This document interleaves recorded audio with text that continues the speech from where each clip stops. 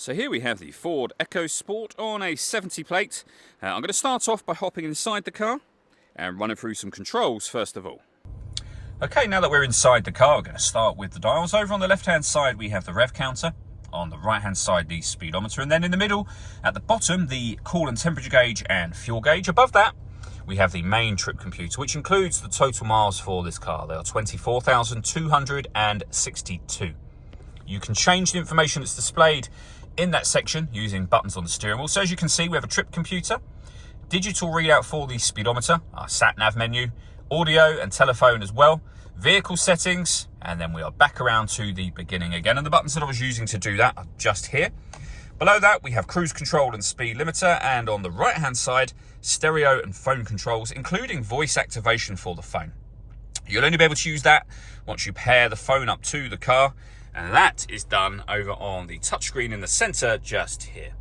Up in the top left hand corner, first of all, we've got our satellite navigation. We've done a video showing how the sat nav works, and you can find that on our website and YouTube channel. Back out to the home screen, this is where you pair up your phone. Just hit add phone. Search for your vehicle on your device and select it once it is found. Follow the instructions on screen from there. And then when it comes to music in this car, we've got AM, FM and DAB radio, as you can see. Bluetooth audio, so you can stream your music wirelessly, as well as making and receiving phone calls, of course. You can come back out to the home screen from here. This car's also got two separate USB inputs. If you plug devices into those, they'll appear up there as further options for you. Working our way down, we have the volume for the stereo. We then have the climate control.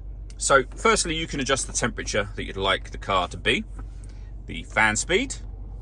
You can turn your air conditioning off in this case, or back on again, and determine what direction you'd like the air to be distributed in.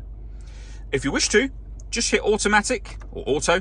The car will now take control of the fan speed and direction of the air to maintain that temperature for you. Any manual adjustment will turn auto off and allow you to put it back on your own settings here. We also have a heated rear screen, a heated front screen, heated steering wheel, heated driver seat and heated passenger seat. These seats both have 3 separate heat settings each, whereas these, they're just on or off.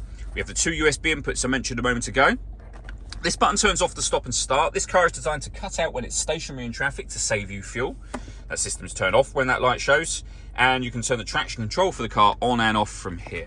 We have a 12-volt charging socket and then a 6-speed manual gearbox.